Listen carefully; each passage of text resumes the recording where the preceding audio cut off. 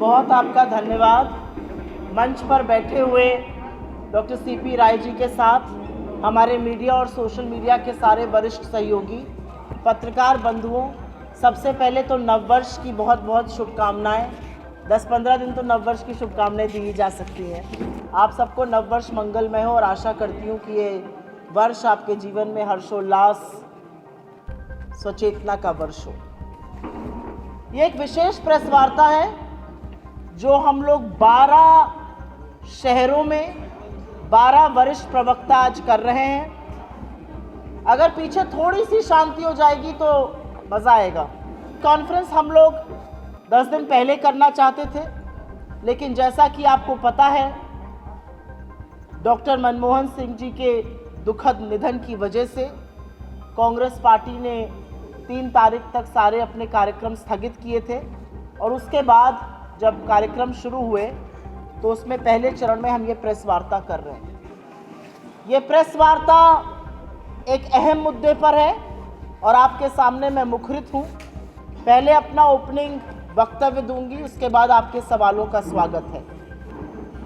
आज से कुछ ही दिन के अंदर, आज 9 तारीख हो गई है, करीब 21-22 दिन के अंदर इस देश में मोदी सरकार यूनियन बजट पेश करेगी और वो यूनियन बजट इस देश का भविष्य तय करेगा। अभी आपने देखा ही 48 घंटे पहले ग्रोथ रेट आई है 6.4%। तो वो जो यूनियन बजट होगा वो इस देश के अर्थव्यवस्था की, इस देश के रोजगार की दिशा और दशा दोनों तय करेगा।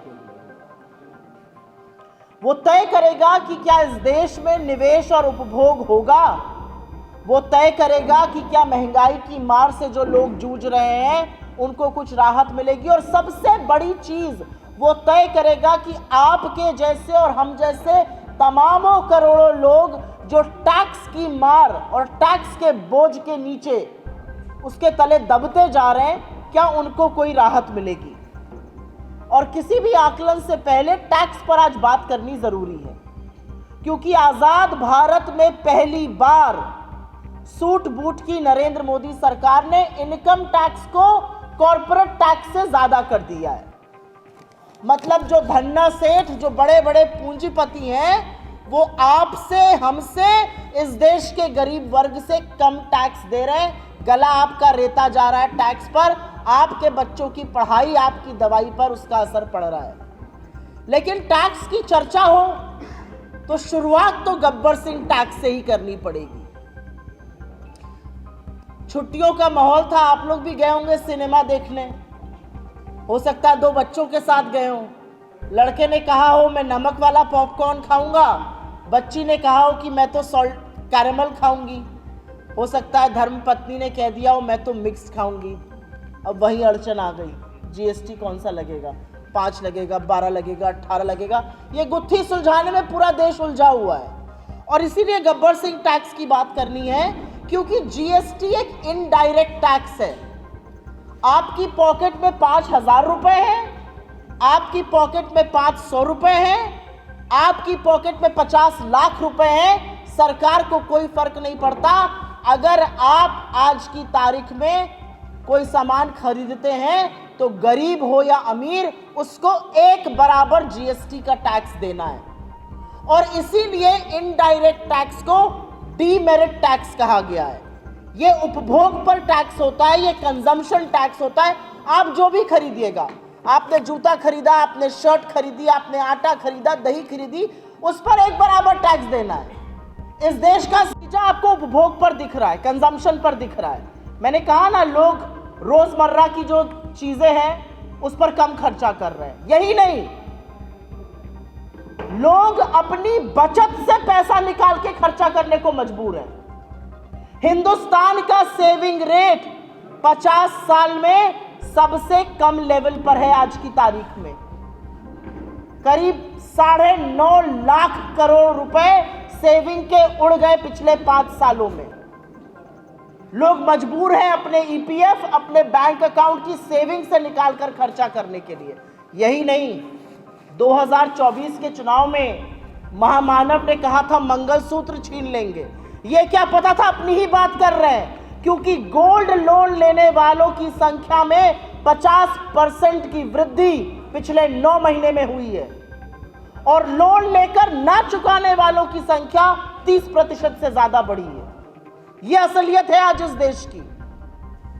असलियत यह है कि उपभोग कम हो रहा है, बेरोजगारी से लोग जूझ रहे हैं, टैक्स और महंगाई की मार है और उसके चलते अपनी भविष्य की निधि से लोग पैसा खर्च करने को मजबूर है। अपना गहना जेवर गिरवी रखकर आज जीवन यापन किया जा रहा है। लेकिन ये जो जीएसटी की गुत्थी है उसको सुलझाने से पहले एक यहां पर तथ्य रखना जरूरी है। आपकी जेब से कितना पैसा जा रहा है, आपके बच्चे की फीस जा पा रही है कि नहीं जा पा रही है, आप बच्चे को महंगे स्कूल से निकालकर सस्ते स्कूल में डाल रहे हैं, आप अपने माता पिता का हेल्थ बीमा करा पा रहे हैं कि नहीं करा पा रहे हैं, आप 5 किलो दाल के बजाय 2.5 किलो दाल पर आ गए, आप अरहर की दाल के बजाय मिक्स दाल खाने लगे। सरकार को इससे कोई फर्क नहीं पड़ता है, आपकी व्यथा से उनको कोई फर्क नहीं पड़ता है, लेकिन धन्ना सेठों की व्यथा से उनको बहुत फर्क पड़ता है। और इसलिए कॉर्पोरेट टैक्स काटकर इस सरकार ने एक बार में 4.5 लाख करोड़ रुपए का फायदा इस देश के पूंजीपतियों को कराया था। आप 30% इनकम टैक्स दे रहे हैं, 22% कॉर्पोरेट टैक्स है। लेकिन जीएसटी की गुत्थी के बारे में जो मैंने बात करी थी, मुझे लगता है ये वो भूल-भुलैया है, ये वो पहेली है जो हमारे जैसे मानवों से सुलझेगी नहीं, ये मानव जाति से सुलझने वाली नहीं है। पॉपकॉर्न पर जैसा मैंने बोला था 5%, 12%, 18%, ये गुड एंड सिंपल टैक्स है। जितना सिंपल रहेगा उतना इजी रहेगा। कांग्रेस पार्टी पैरोकार है कि एक नहीं तो ज्यादा से ज्यादा 2 लेवल ऑफ टैक्स होना चाहिए। इस सरकार में आपको पता है कितनी जीएसटी की दरें हैं? कोई बताएगा मुझे यहाँ पे? 9, एक नहीं 2 नहीं 9 जीएसटी की दरें हैं। 0%, 0.25%, 1.5%, 3%, 7.5%, 12%, 18%, 28%, और इनमें अगर आप सेस और सरचार्ज को शामिल कर लीजिए तो 50 और आ जाएंगे। लेयर पे लेयर जीएसटी की है और इसको ये कहते हैं गुड एंड सिंपल टैक्स। इसका एक बहुत बड़ा नुकसान लोगों उद्योगों को भी हो रहा है। लेकिन ऐसा नहीं है कि आप जीएसटी दे रहे हैं और कोई मजा नहीं मार रहा है। कुछ लोग हैं जो इसमें भी फायदा उठा रहे हैं, उन पर भी सरकार की विशेष कृपा है।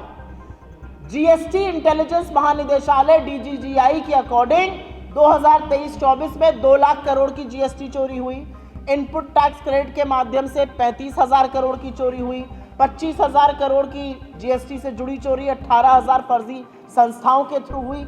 आपका गला दबाकर टैक्स वसूला जाएगा। आप जब जाएंगे बिग बाजार या कोई और बाजार तो वो लिखेगा 5%, 12%, 18% जीएसटी। लेकिन लोग हैं जो मिलकर अफसरों के साथ इस पर भी लूट मचा रहे हैं। सिर्फ इतना कहना चाहती हूं कि 48 घंटे पहले जो सरकार का ग्रोथ नंबर आया वो 6.4% आया है। 7-8% भूल जाइए, डबल डिजिट मोदी जी बात करते थे, भूल जाइए। 6.4% 4 साल में सबसे कम, कोरोना महामारी के बाद का सबसे कम फिगर है। ये नंबर नहीं है, ये कितनी नौकरियां बनेंगी, कितना निवेश होगा, कितना उपभोग होगा, कैसे कैसे राहत मिलेगी, ये उसका सूचक है और राहत मिलने वाली दिख नहीं रही है। सरकार के बददिमाग मंत्री और तमाम भाजपा के प्रवक्ता और उनके नेता कटाक्ष कर लें, कुछ भी कह लें। मनमोहन सिंह जी के शासनकाल में जीडीपी ग्रोथ रेट 10 वर्ष में औसतन 7.5% रही, उस वेबसाइट को ही बंद कर दिया जाता है। अपनी 6.5% है छुपाने के लिए, उससे फर्क नहीं पड़ता है। फर्क यह पड़ता है कि आप इस देश की जनता के लिए क्या कर रहे हैं। आप $5 ट्रिलियन इकोनॉमी का झुंझुना बजाकर गरीब आदमी का, मध्यम वर्ग का और निम्न मध्यम वर्ग का पेट नहीं भर पाइएगा। वो ढोलना आप बजा रहे थे 2022 के लिए, 2025 आ गया। और $5 ट्रिलियन इकोनॉमी बनने के लिए आपको 10% से ग्रो करना है, आप 7% ग्रो नहीं कर पा रहे हैं, 6.5 नहीं कर पा रहे हैं। आपको इन सब चीज़ों से कुछ अंधभक्तों की, कुछ चरण चुंबकों की खूब तालियां मिल सकती है, लेकिन ये समाधान नहीं है। समाधान कैसे होगा? जब सरकार समस्या समझेगी, समस्या को स्वीकारेगी, जो नहीं हो रहा है। अंत में इस मंच से हमारी मांग है कि भीषण बेरोजगारी, भयावह महंगाई, कम आय से जूझ रहे इस देश को टैक्स की राहत ये बजट दे। जीएसटी की दरें कम की जाएं, जरूरी रोजमर्रा की जिंदगी के सामान से जीएसटी को हटाया जाए, आवश्यक वस्तु, एसेंशियल आइटम्स और हेल्थ बीमा जैसी चीजों को जीएसटी से मुक्त किया जाए। और अंत में मेरा एक बहुत बड़ा सुझाव है।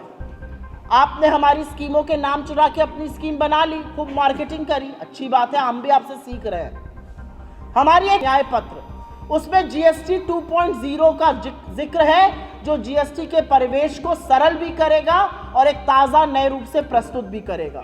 उसको उठा लीजिए, अपने ही लिए, अपने ही श्रेय ले लीजिए, लेकिन इस देश के लोगों को टैक्स की कहर से कुछ राहत दीजिए। ये हमारी मांगे हैं। आपके सवालों का स्वागत है। अगर सवाल पहले जीएसटी और टैक्स और आर्थिक जगत से आएंगे तो मैं बहुत अनुग्रहित रहूंगा। 23-24 वित्तीय वर्ष की बात है। 2 लाख करोड़ रुपए की जीएसटी चोरी हुई है।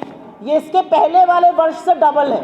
पहले वाले वर्ष में 1 लाख करोड़ की हुई थी, 2023-24 में 2 लाख करोड़ की हुई है। इनपुट टैक्स क्रेडिट में धोखाधड़ी आम बात है। 35,000 करोड़ की चोरी हुई है।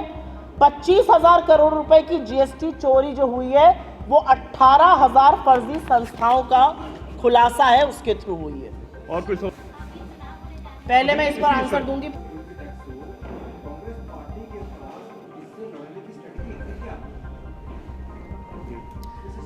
एक आप उस स्ट्रैटेजी का हिस्सा है, एक जो हम कर रहे हैं उस स्ट्रैटेजी का हिस्सा है। मेरा मानना है, मैं आशा ही कर सकती हूं कि 12 जगह जहां पर हमारे कुछ चर्चित चेहरे प्रेस कॉन्फ्रेंस कर रहे हैं, वहां के अखबारों में, वहां के टीवी चैनल्स पर इस पर बहस होगी। लोगों के सामने थोड़ा सच आएगा, लोग समझेंगे कि देश में क्या हो रहा है, लोग समझेंगे कि क्यों मेरे घर का बजट बिगड़ा, वैसे पूरे देश का बजट बिगड़ा हुआ है। तो मुझे लगता है स्ट्रैटेजी का एक हिस्सा ये है। स्ट्रैटेजी का दूसरा हिस्सा है कि हम जीएसटी काउंसिल में इस बात को उठाएंगे। हमने पहले भी उठाया है, लेकिन हमारे सामने ऐसी सरकार है जिसकी वित्त मंत्री से बोलिए लहसुन प्याज महंगा हो गया, वो कहती है मैं लहसुन प्याज खाती नहीं। तो सरकार की संवेदनहीनता को दिखाना विपक्ष का काम है, वो हम कर रहे हैं। आवाज उठाना हमारा काम है, वो हम कर रहे हैं। लेकिन ये डिसीजन, ये निर्णय कार्यपालिका एग्जीक्यूटिव को लेना पड़ेगा, जो सरकार में है उनको लेना पड़ेगा। हमने जबरदस्त मांग उठाई, हेल्थ बीमा से 18% जीएसटी हटाइए, सरकार ऑलमोस्ट मान गई। हमें लगा हो जाएगा, हम तो स्वागत करने के लिए तैयार थे। बजाय हेल्थ बीमा से जीएसटी हटे, पॉपकॉर्न पर नया जीएसटी लग गया, पुरानी गाड़ी पर नया जीएसटी लग गया। तो मेरा अपना मानना है कि सरकार आम आदमी का गला जरूर मरोड़ रही है, पूंजीपतियों को फायदा पहुंचा रही है। स्ट्रैटेजी का एक हिस्सा यह है कि इस पर चर्चा तो शुरू हो। आप लोगों की अर्थव्यवस्था में जरा भी रुचि नहीं है। आप लोग खूब टैक्स देते रहिए, ऐसे अपना गला रेतवाते रहिए।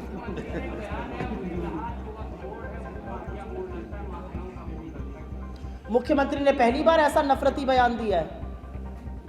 हाँ पूछिए, आप पूछ रहे थे।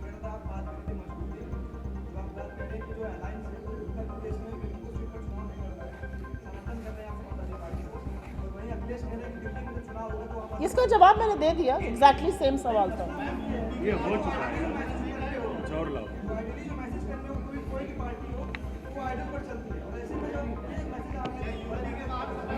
हाँ बताओ। आपका सवाल उन्होंने, एक मिनट मैं बोल रही हूँ, आपका सवाल उन्होंने पूछा था, मैंने बिल्कुल स्पष्ट जवाब दिया है, दोबारा से मैं क्यों दोहराऊंगी? नहीं, ऐसा बिल्कुल नहीं है। सपा और हमारा हरियाणा में भी गठबंधन था, सपा और हमारा महाराष्ट्र में भी गठबंधन था। दिल्ली में उनको समीकरण दूसरे लग रहे हैं अपने अनुसार, तो उन्होंने आपके समर्थन का फैसला किया है। हमें समीकरण दूसरे लग रहे हैं, हमें लग रहा है पिछले 11 सालों से दिल्ली के साथ नाइंसाफी करी गई है, 10 सालों से इनके शासनकाल में, तो जवाबदेही की जरूरत है, तो हम उस हिसाब से चुनाव लड़ रहे हैं। हम एक थान के कटे हुए कपड़े नहीं है, हम वैचारिक रूप से एक साथ खड़े हैं। और इसमें अटकलें लगाना, इसमें फप्तियां कसना, ये काम बीजेपी को करने दीजिए।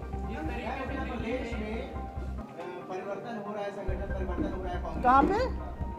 अच्छा। कांग्रेस में संगठन परिवर्तन हो रहा है, आप CWC की मेंबर हैं और प्रियंका गांधी प्रभारी रही उत्तर प्रदेश की, उनको यहाँ मौजूद होना चाहिए। ये कौन कह रहा है?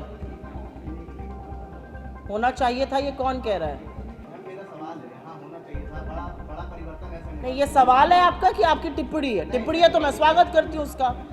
सवाल है तो बेतुका सवाल है, क्योंकि उत्तर प्रदेश के एक राष्ट्रीय महासचिव प्रभारी हैं अविनाश पांडे जी, वो 7 दिन तक यहाँ बैठे हुए हैं, वो सिलेक्शन कर रहे हैं। मैं भी उस जूरी की मेंबर थी, 2 दिन मैं भी यहाँ पर रही, फिर मुझे दिल्ली की वजह से वापस जाना था, तो ये मुझे बेतुका लगा थोड़ा सवाल, इसलिए मैंने पूछा। और कोई सवाल भाई? ठीक, बहुत बहुत धन्यवाद। टैक्स दे रहा है जो हजरतगंज का रिक्शे वाला दे रहा है, एक माचिस की डब्बी पर, एक बाल्टी के मग पर, एक कॉटन की शर्ट पर, एक हवाई चप्पल पर। यह असलियत है जीएसटी की। और जीएसटी को जिस तरह से बढ़ाया जा रहा है, रोजमर्रा की आवश्यक वस्तुओं पर जिस तरह से जीएसटी का प्रहार किया जा रहा है, उससे पूरी तरह से रायता फैलाकर रखा है सरकार ने पूरे देश में। आटे पर दही जीएसटी है, दही पर जीएसटी है, दवाई पर जीएसटी है, पढ़ाई पर जीएसटी है, अब पॉपकॉर्न पर जीएसटी है, पुरानी कार बेचने पर जीएसटी है। ऐसी कौन सी चीज है जिस पर सरकार जीएसटी जमकर नहीं वसूल रही है? शायद अभी तक सांस लेने पर टैक्स नहीं लगाया गया, बाकी हर जगह हर व्यक्ति टैक्स दे रहा है। हर महीने मोदी सरकार बढ़ चढ़कर सीना ठोककर बताती है हमने इस महीने इतना जीएसटी कलेक्ट किया। यह उपलब्धि नहीं है आपकी, यह आपकी विफलता है, क्योंकि इतना जीएसटी कलेक्ट करने का मतलब है आपने गरीब आदमी को और रेता, उसका गला और दबाया, उसका गला और घोटा और उससे पैसा और टैक्स और वसूला, क्योंकि 64% जीएसटी का कलेक्शन इस देश की निचली 50% आबादी से आ रहा है। जो निचली 50% आबादी है, आर्थिक स्तर पर अगर इस देश को 2 भागों में डिवाइड कर दीजिए, जो बॉटम 50% है वो 64% जीएसटी का अदा कर रहा है। तो टैक्स की जो भरमार है, टैक्स का जो बोझ है, टैक्स का जो भार है, वो गरीब आदमी पर, मध्यम वर्ग पर, निम्न मध्यम वर्ग पर, आपके जैसे सैलरीड क्लास पर, छोटे लघु मध्यम उद्योगों पर सबसे ज्यादा है। जो शीर्ष 10% है, जो सबसे धन्ना सेठ है इस देश के 10%, वो 3% कलेक्शन दे रहे हैं। हम वहां पर सब लोग मिलकर 64% कलेक्शन दे रहे हैं। गरीब आदमी पर उसकी मार और भी ज्यादा है। और इसी का नतीजा है कि आज मध्यम वर्ग और गरीब व्यक्ति अपनी रोजमर्रा की जरूरत की चीजों पर कटौती कर रहा है खर्च में।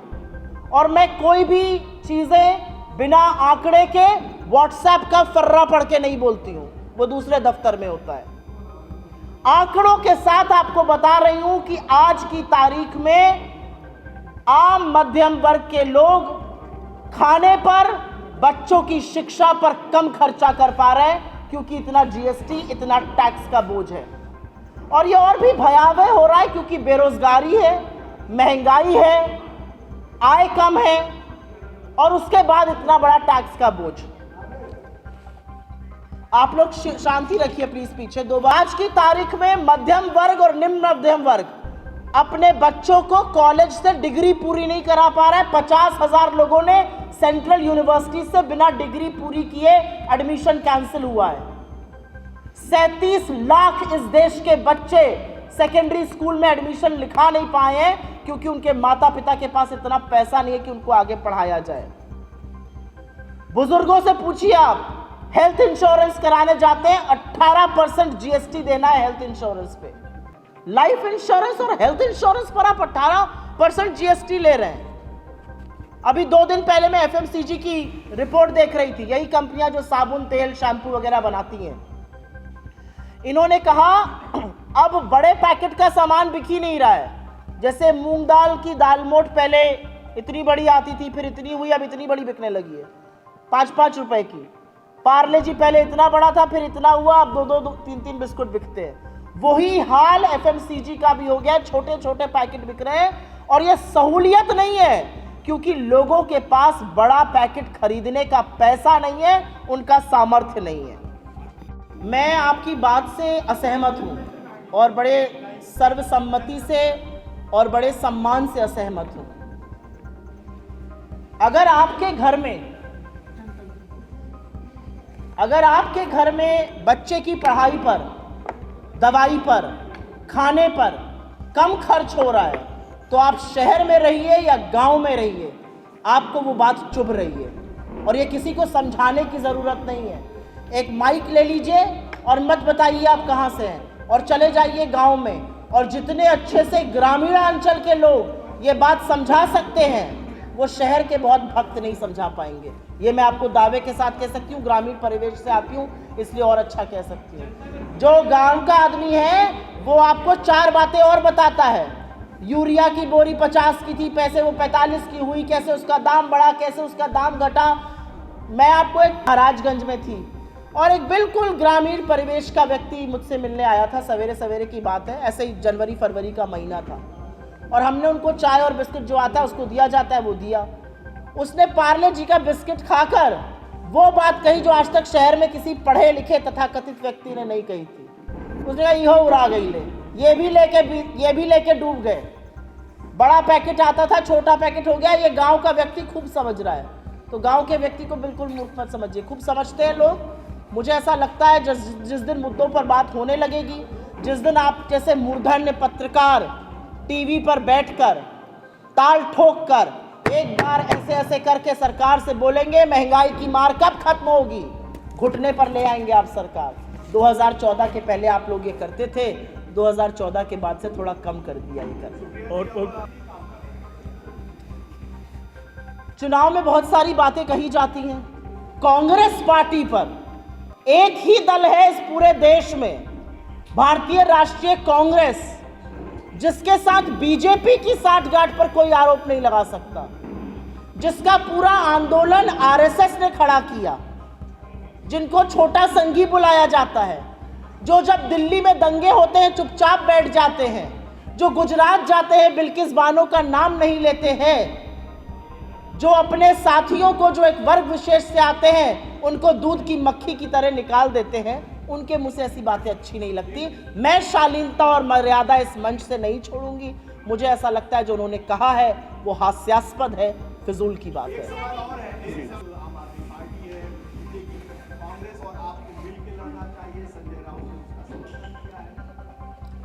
कांग्रेस की अधिकृत प्रवक्ता आपके सामने मैं बैठी हूँ, राष्ट्रीय प्रवक्ता हूँ, CWC की मेंबर हूँ, जो highest decision making body Congress party की है। ये उनका निजी बयान हो सकता है, ये पार्टी का बयान नहीं है। अभी एक मिनट,